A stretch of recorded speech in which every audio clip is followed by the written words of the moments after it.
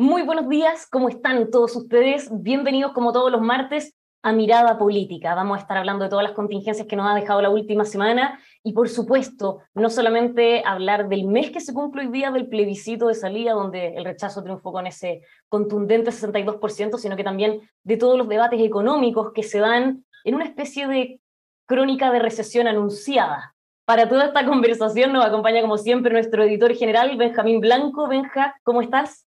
Muy bien, muy contento esta semana y además, si bien es larga, la próxima es fin de semana largo. Así que contento por eso también. Bueno, y ahí de repente se hace aún más interesante el martes después de fin de semana largo, porque los fines de semana largos vienen bien cargados. Pero ahora vamos a hablar de lo que nos dejó esta última semana con nuestro tremendo invitado, el ex ministro de Estado, profesor hoy en día de la Facultad de Economía y Negocios de la Universidad de Chile, Nicolás Eizaguirre. Nicolás, bienvenido, ¿cómo estás? Buenos días, Patricia. Buenos días, Benjamín. Un gusto. Bueno, Benjamín, hay harto tema, así que por favor partamos de inmediato. Como tú decías, ministro de Estado, pero claro, fue ministro de Hacienda y ministro Sexpress. O sea, usted, Nicolás, tiene experiencia negociando con el Parlamento. Eh, entonces me gustaría su opinión respecto a este nuevo anuncio que ha sido muy analizado, muy criticado, evidentemente por la oposición, sobre avanzar en el debate sobre la despenalización del aborto por parte de la ministra Orellana.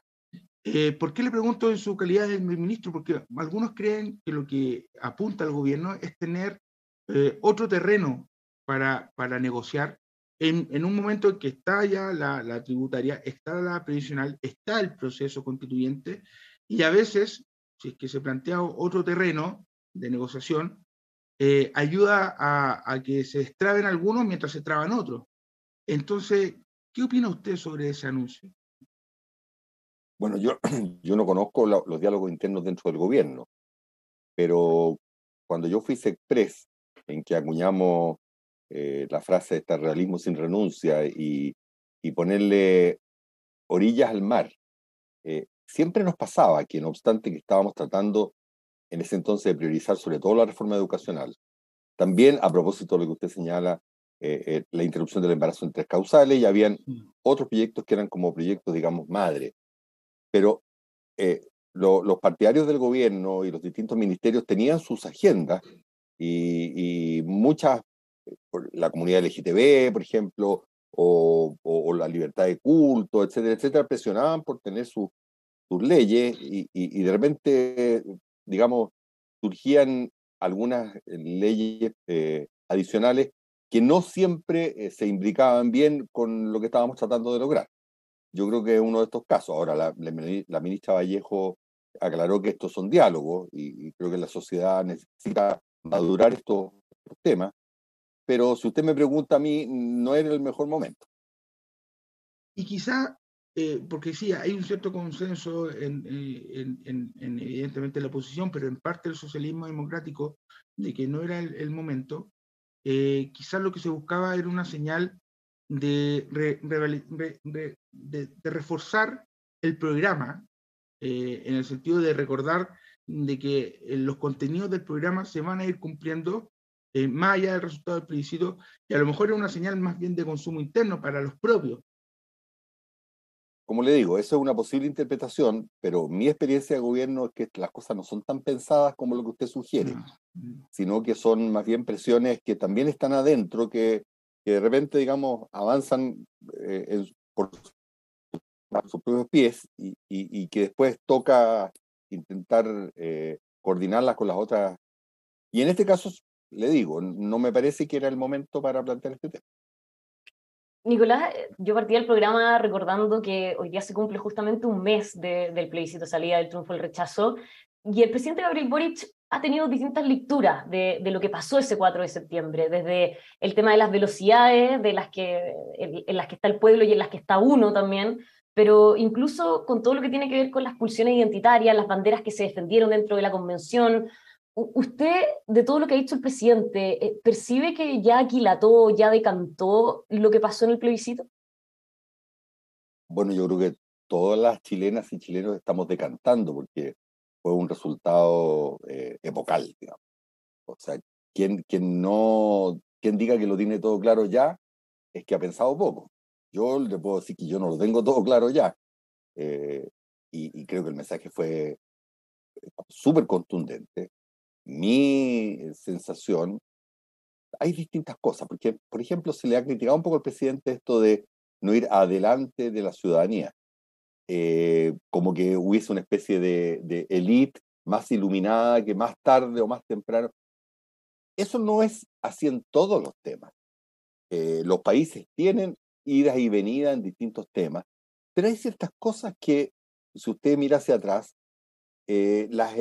ciertos sectores de la sociedad fueron captando antes.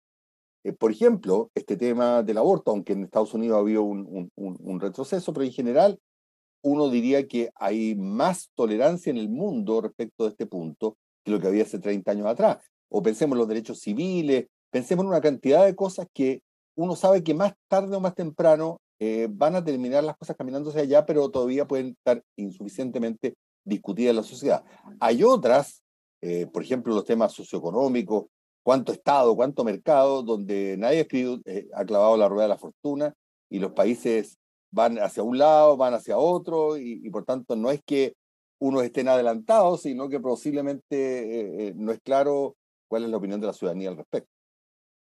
Y en su caso particular, me imagino que también ha hecho harta introspección del resultado que ha podido decantar, porque cree que el rechazo ganó por tanto, además. A ver, si tú me pides sintetizar en una frase, eh, acuérdate que yo estaba en el grupo de los aprobar para reformar. Por tanto, habíamos hecho un listado grande de cosas que queríamos reformar y que algunas, digamos, las habíamos guardado para una segunda oportunidad, porque eran bastantes más todavía. Yo rescataba del texto constitucional el Estado Social Democrático de Derecho, eh, pero creo que era un texto que habría una cantidad de temas, algunos insuficientemente dialogados y otros francamente erróneos. Eh, por tanto, mi conclusión en una frase es que los países que llegan al nivel de desarrollo nuestro, $25.000 per cápita, no están para experimentos refundacionales. Así de claro. Y que los cambios hay que irlos haciendo con gradualidad, que no siempre son definitivos. A veces el humor de la ciudadanía va hacia un lado, a veces hacia el otro. Uno tiene sus principios, tiene que tratar de empujar las cosas hacia allá, pero teniendo presente que si te pasa a algunos pueblos, como se dice ahora, la ciudadanía te lo va a cobrar. Bueno, importante ese punto que marca de que usted estaba en el apruebo para reformar, porque este fin de semana Ernesto Tone, en una entrevista, hablaba de que a su juicio en la centroizquierda se produjo una especie de suicidio, esas eran las palabras que usaba Tone, en el sentido de seguir las tendencias de la ultraizquierda. ¿Concuerda con ese diagnóstico, Nicolás? Yo creo que las cosas me gustaría mirarlas de otro modo. Yo creo que lo escribí en un artículo para un diario dominical. Yo creo que si nosotros nos comparamos con otros países del mundo, a nosotros nos cuesta mucho doblar. Somos buenos para ir en una línea recta cuando las cosas andan con viento a favor, pero cuando cambia el sentido del viento, y eso es histórico, nos cuesta mucho doblar. Tenemos una especie de contrato social rígido. Nos pasó hace un siglo atrás. Recuerdan ustedes cuando, eh, digamos, la época semiparlamentaria, que cayó Arturo Alessandri, entra Ibáñez, después cae Ibáñez, que es una coyuntura muy parecida. El mundo se desglobalizó hace un siglo atrás. La economía se paró y la sociedad no se podía poner de acuerdo, porque somos rígidos. Entonces, llevado a lo que usted me plantea, Patricia, yo creo que hace mucho que era evidente que la Constitución del 80 ya no daba el ancho para los desafíos modernos. Pero por Dios que nos costó encontrarnos para un viraje consensual. Entonces, la ciudadanía se subió arriba de la estatua. Y cuando se trató de dar el viraje, la situación estaba, como todos los partidos han dicho, mira, la negociación de la elección de la convención, que ahora ex post miramos, fue un muy mal método electoral, se hizo en una circunstancia completamente extrema. Y por tanto, resultó un texto completamente extremo. Entonces creo que ahora tenemos una nueva oportunidad para sentarnos y decir, ya, necesitamos virar. pero viremos de a poco para que el auto no se nos vuelque, pero no vayamos nuevamente, producto del 62%, y yo creo que eso lo tiene súper claro gente como Macaya o la Luz Poblet. No vayamos nuevamente a creer que esto significa que nada ha pasado, volvemos al 2017, porque vamos a tener entonces otro apretón, vais a saber por qué lado. En el mundo en general, la insatisfacción con el sistema político es tal que salen populismo de izquierda o populismo de derecha, ambas veces bastante autoritarios. Y yo creo que ese es el principal peligro de la sociedad chilena. Entonces, ahora necesitamos ponernos de acuerdo, incluida la derecha, en cuáles van a ser las reglas del juego, que no sean demasiado estrictas, pero que nos den una cierta capacidad de sacar adelante cosas que la gente está esperando, en temas de pensiones, en temas de seguridad ciudadana, en temas de revitalizar el crecimiento. O sea, nada de refundación, ahora vamos a tener que volver a los consensos, ojalá con la mayor transparencia frente a la ciudadanía, pero hay que acordar formas para seguir adelante. A propósito del peligro de los populismos tanto de derecha e izquierda, y a propósito también de algunos resultados electorales que se han dado en Europa, específicamente en Suecia y en Italia, donde ha triunfado la derecha o la que se llama ultraderecha, hay un libro muy interesante del historiador argentino que se llama Pablo Stefanoni, que justamente fue entrevistado también el fin de semana en La Tercera, que se llama La rebeldía se volvió de derecha, donde justamente aborda cómo, de alguna manera, eh, eh, las ideas de derecha están permeando más de una forma de rebelarse a un discurso quizás molarizante desde parte de la izquierda. De hecho, él dice que en la izquierda se ha construido una especie de sermón moralizante, que eso ha llevado justamente a los triunfos de estos sectores, o por ejemplo al resultado que tuvo Bolsonaro, que si bien no ganó, fue mucho más de lo que al menos vaticinaban las encuestas. ¿Usted qué opina sobre ese sermón moralizante de una parte de la izquierda, como plantea Stefanoni, claro?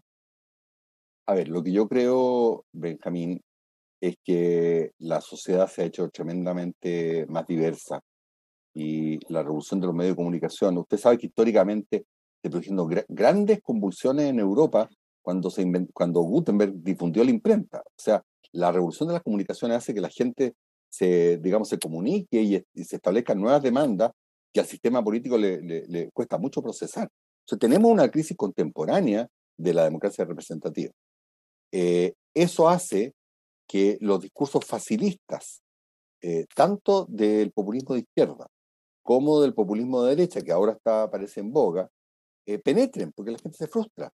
Entonces lo que tenemos que hacer es combatir este problema con más democracia. Lo que tenemos que ponernos de acuerdo, y yo he sido súper insistente en esto, cuestión que el texto constitucional no había avanzado en nada, todo lo contrario, quizá era peor, en que tenemos un régimen político completamente disfuncional, lo mismo que nos pasó hace 100 años atrás. No nos podemos poner de acuerdo, por eso yo le insistí que creo que es fundamental que el gobierno, ¿cierto?, abra conversación con gente como Macaya, Luz Poblete, con, ¿cierto?, la bancada de Renovación Nacional, y vean hasta dónde podemos avanzar en el texto constitucional y en los discursos moralizantes, ya sea de la izquierda, que cree que todo es un problema de egoísmo y lo que hay que hacer es, digamos, eh, extraer a las grandes riquezas para repartir, o los discursos facilistas de la extrema derecha, que todo se soluciona, ¿cierto?, echando a los políticos y con un poquito de populismo y bastante represión. Bueno, la historia prueba que esas cosas terminan súper mal. Al cabo de 10 años o lo que sea, los países terminan 10 años atrás, son experiencias caóticas, tanto los populismos de izquierda como el populismo de derecha. O sea, y eso tiene que ver con lo que les comentaba antes, algo respecto de la frase del presidente Boric.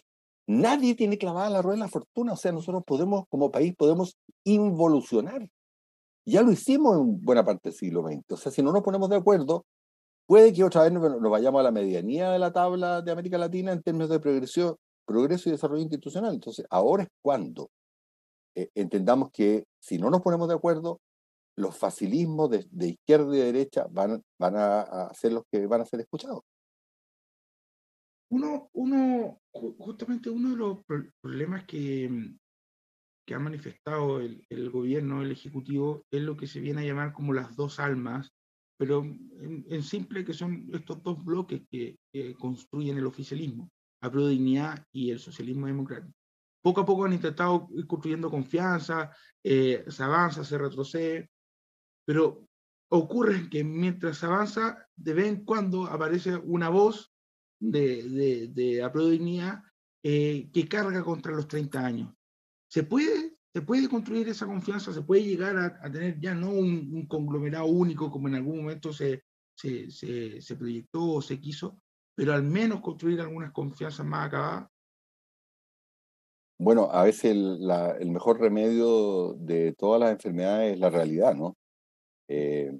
Y ahora, por ejemplo, para la reforma tributaria o la reforma de salud o la reforma de pensiones, va a haber que pactar hasta el hartazgo. El gobierno no tiene mayoría en ninguna de las dos cámaras, la centro derecha está con una vitalidad esperable después del 62%. Entonces, yo quisiera ver qué dicen los jóvenes que tanto nos criticaron durante los 30 años, cuando vean que la realidad les impone que se puede avanzar al ritmo de lo que los consensos sociales permiten, y no más que eso. Entonces yo creo que esos discursos puristas van a ir en retroceso. Eh, Además, creo que son discursos inmaduros, que tienen como la convicción de que la historia marcha inexorablemente hacia un destino de una sociedad más justa, solidaria. Bueno, pero si usted mira, Benjamín, Patricia, si usted mira la realidad, la verdad es que los países que han logrado sociedades más inclusivas y más con más progreso son la excepción, no la regla. Si usted mira lo que pasa en África, si usted mira lo que pasa en parte del Asia, en el centro de Asia, si usted mira lo que pasa en América Latina, son países que se vienen dando vueltas sobre sí mismos hace mucho tiempo, sin lograr encontrar una vía de progreso. Entonces, cuidado con esas lecturas inexorables, porque son las que precisamente nos llevan a los péndulos de un lado para el otro y que no nos permiten avanzar. ¿Le gustaría que se hiciera algo mañana por lo de los 32 años del triunfo del no? Se lo pregunto por este análisis que hace, pero también porque aparentemente no hay nada planificado para conmemorar esa fecha.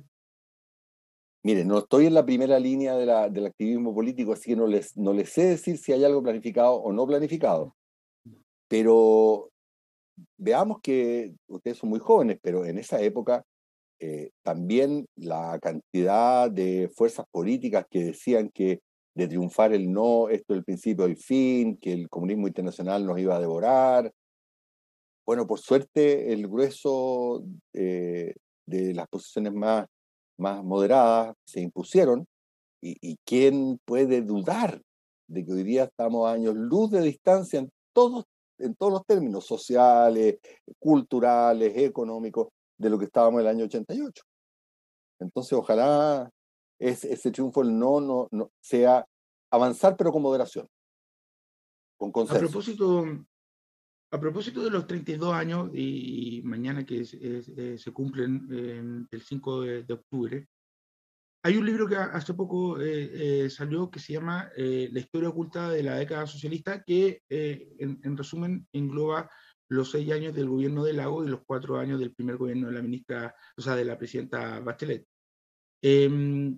Bueno, usted fue ministro de Hacienda del presidente Lago, y hay un detalle muy importante que estuvo muy presente en esa década, pero también en la década anterior, en la década del 90, que fue la preponderancia que tenía el ministro de Hacienda, y esa que era una figura de mucho peso dentro del gabinete, casi con proyección presidencial incluso. Bueno, sin ir más lejos, su sucesor Andrés Velasco fue candidato presidencial, pero eso en la década pasada se perdió, y el ministro de Hacienda ya no tiene ese peso que tenía antes.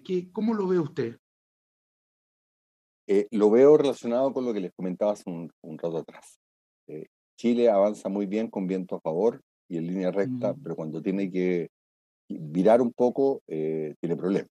Entonces, tiene ánimo de aburrirlo, Pero en el mundo, Benjamín y Patricia, se produjo un cambio epocal con la crisis del petróleo, por ahí por los 70, fines de los 70, en los 80. Y la economía mundial se reglobalizó. Y resulta que Chile había abierto su economía. Entonces se juntaron las dos cosas y tuvimos 30 años de un progreso económico que nunca habíamos tenido. Había ocurrido algo similar en la Belle Époque, que va como entre 1880 y 1910, por ahí. Pero con la gran crisis del 2008 y después los conflictos entre China y Estados Unidos, ahora Ucrania, Rusia, ese mundo de globalización fuerte comenzó a echar marcha atrás. Hoy día tenemos, por eso para mí es tan desafortunado que pongamos en riesgo el TPP-11, porque el mundo que se nos viene es un mundo más proteccionista, donde necesitamos tener más protección internacional. ¿Por qué le estoy diciendo todo eso? Porque mientras la cosa anduvo globalizándose, los ministros de Hacienda éramos héroes, porque la economía andaba a toda velocidad. Pero cuando necesitamos cambiar un poco, y ahí tenemos culpa, lo de los 30 años, que no vimos con suficiente anticipación, que más de lo mismo no era suficiente, y que los temas, ¿cierto?, de productividad, de educación, de innovación, nos iban a comenzar a cobrar la cuenta si no nos preocupábamos de eso. Bueno, se cerró más el mundo y hace 12 años que crecemos al 1 o 2%. Entonces, tal como ocurrió hace 100 años atrás, tenemos estos conflictos grandes y los ministros de Hacienda ya no son héroes. Justamente, y hablando de TPP-11 y de la globalización, el fin de semana, lo bueno que tiene hacer este programa los días martes, en que resuena aún las entrevistas del fin de semana. Bueno, hemos citado ya esta la tercera entrevista del fin de semana que citamos. El economista Ricardo Caballero planteaba que China, él ve señales de que China está justamente cambiando su modelo y está empezando a cerrarse. Que la apertura comercial que tuvo durante los últimos justamente 30 años o un poquito más, la está dejando de lado post-crisis del COVID para apostar a algo un poco más de autonomía y enfocado en el mercado doméstico. ¿Usted observa algo similar? ¿Y qué podría significar para Chile eso? Bueno, en línea con el tema del TPP. Bueno, eso es perfectamente posible. Lo que pasa, no los quiero aburrir, pero el tipo de complementariedad que había hasta hace 20 años atrás entre la economía americana y la economía china era muy buena. No se topaban. Eh, China proveía los bienes industriales básicos que los otros usaban para las cosas de más tecnología. Pero cuando comenzó la carrera por la propiedad intelectual de la alta tecnología, en ambos países los conflictos comenzaron a ser enormes. Túmele usted que con la crisis del COVID se vio lo riesgoso que era para, por ejemplo, Estados Unidos, la interrupción de las cadenas de suministro, lo que llevó a un discurso más proteccionista. Entonces vamos a vivir un mundo con más tensiones comerciales. Y todo lo que antes se dijo respecto de que, bueno, la solución de controversia en los tratados internacionales no era óptima, y podíamos, por así decirlo, disculpen el chilenismo, regodearnos un poco. Bueno, ya no estamos en el mundo de los 90, ni en los 2000. Ahora vienen tensiones comerciales, entonces, si podemos pescarnos de un nuevo acuerdo comercial y protegernos más, así el mecanismo de solución de controversia no sea perfecto. Es lo que tenemos que hacer. Es entender qué es lo que está pasando con la economía mundial. Y hoy día es protegernos, y ¿cuál es la protección por una economía pequeña? No cerrarse, sino que tener multilateralismo, acuerdos comerciales para que no te puedan imponer reglas del juego desde afuera. Y en ese sentido, entonces, ¿qué le parece la estrategia del gobierno de no ratificar el TPP-11 hasta que se solucione lo de las side letters? ¿Vale la pena insistir en eso, Nicolás? Bueno, si en un plazo relativamente breve algo se puede avanzar bilateralmente con algunos países en un mecanismo de solución de controversias bilateral que sea mejor para Chile, miel sobre hojuelas, pero tiene que ser muy corto. O sea, realmente no podemos seguir dándonos el lujo. Mire, pueden ocurrir cosas en la economía mundial y tenemos que estar a buen recaudo. Entonces, esto tiene bastante urgencia. Además, a ver, si miremos la economía chilena, ¿qué le pasó a la economía chilena durante los últimos 15 años? Que las exportaciones dejaron de crecer, pues. Antes crecían al 8%, ahora crecen al 1%. Si esa es la verdad, las cosas hay que mirar los números. Entonces, estar dilatando un acuerdo comercial que no es que vaya a hacer la diferencia entre la noche y la mañana en términos de las exportaciones, pero ayuda, va en la dirección correcta. A mí no me hace sentido ninguno. Entonces, bueno, tendrán que acomodar un poquitito ciertas opiniones dentro de la prueba de dignidad, pero no puede demorar más esto. Nicolás, y bueno, ya que estamos entrando más en los temas económicos, imposible no preguntarle por este IMASEC, 0% en agosto. El mismo ministro Marcel hablaba de que el aterrizaje fue suave, pero evidentemente aquí se vienen meses en el futuro donde todo indica que vamos a ver caída tras caída. Algunos dicen que por un año, otros van incluso más allá. Eh, ¿Qué pasa con la economía en este momento? En el sentido de, para agosto se pronosticaba una caída de 1,5, termina siendo cero. Sabemos que es porque los servicios anduvieron mucho mejor, pero andan mucho mejor porque finalmente nuestra economía está más fuerte de lo que pensábamos, o porque hay mucho pesimismo y los economistas están pensando que esto se viene peor de lo que de verdad podría ser. A ver, pongamos las cosas en perspectiva. Si usted mira los datos como hay que mirarlo, que es con cifras desestacionalizadas, para evitar el ruido que tiene, ¿cierto?, los inviernos-veranos. La economía chilena se chantó a mediados del año pasado y estamos en una meseta. Estamos creciendo cero. No solo hace un año, sino que ahora también. ¿Es eso, cuando usted lo compara con el resto del mundo, un muy mal resultado? No. Usted ve que Europa y Estados Unidos han tenido algunos trimestres ligeramente hacia abajo. ¿Y por qué ha ocurrido esto? Porque el año 21, algunos el año 20, nosotros el año 21, las políticas contracíclicas se le pasaron.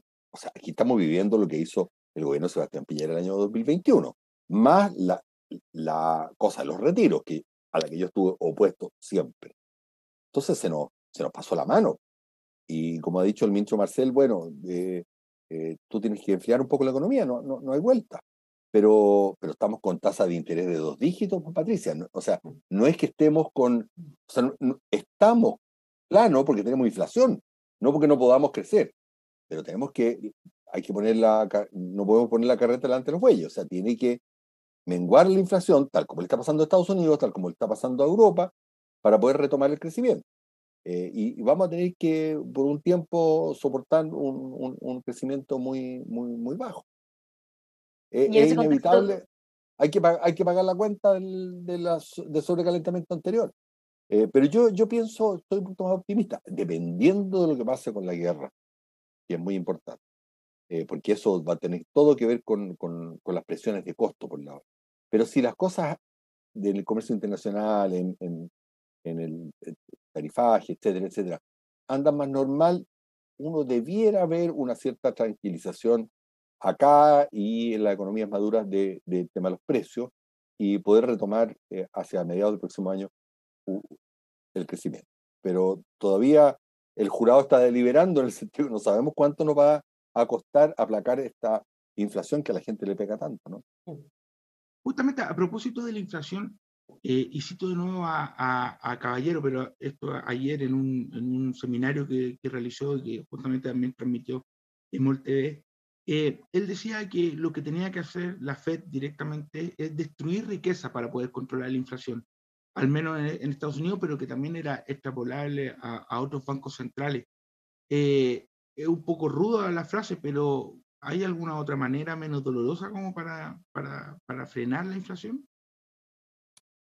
Bueno, yo los voy a aburrir con cosas muy técnicas, pero yo justamente enseño este tipo de cosas en la universidad. Claro, está bien. Lo que tú haces con política monetaria restrictiva es destruir riqueza, precisamente.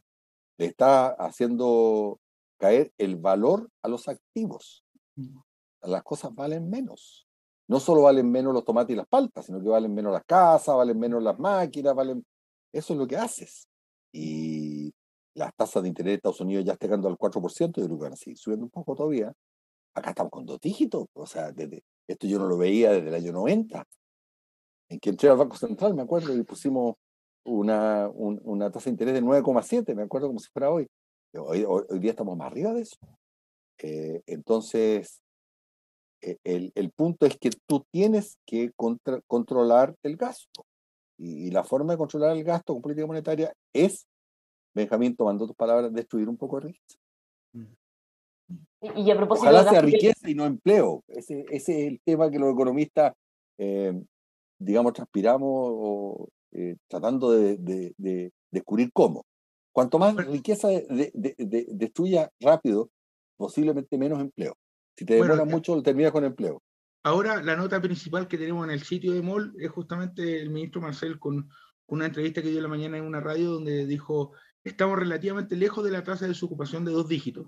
Sí, al menos está optimista.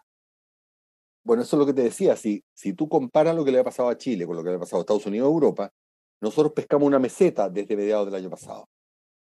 En esos países, en Europa y Estados Unidos, más bien han ido un poquito hacia abajo.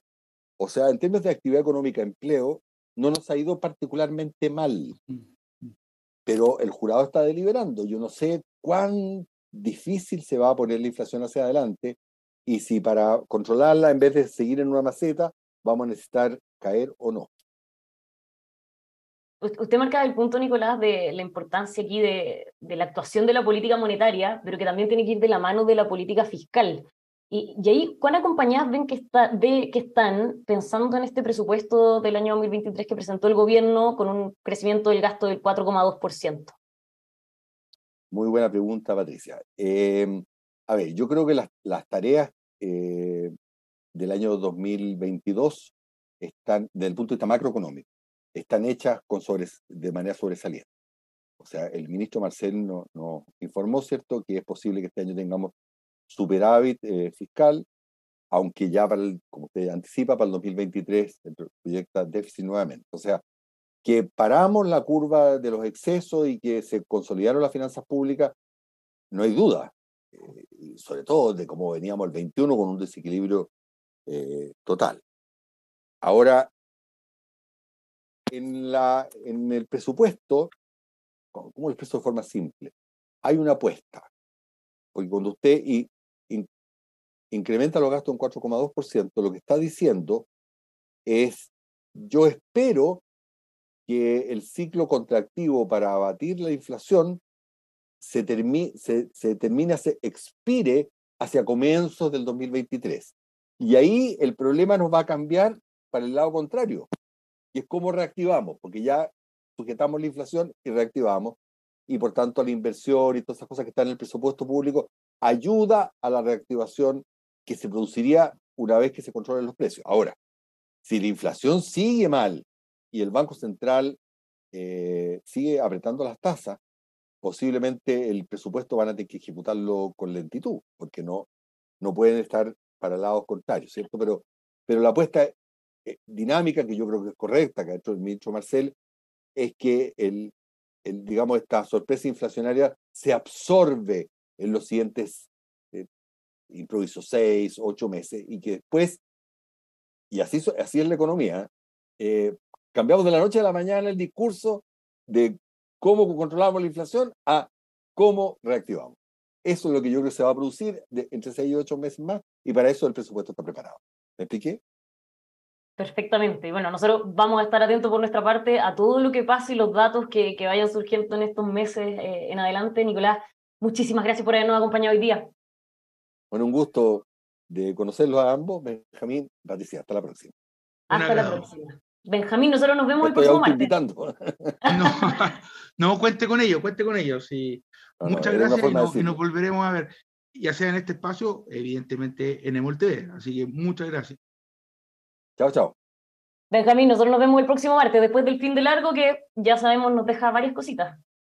Así será, nos veremos entonces. Eso, y a todos ustedes que nos están viendo los dejamos invitados como siempre a que sigan aquí con nosotros en emol.com.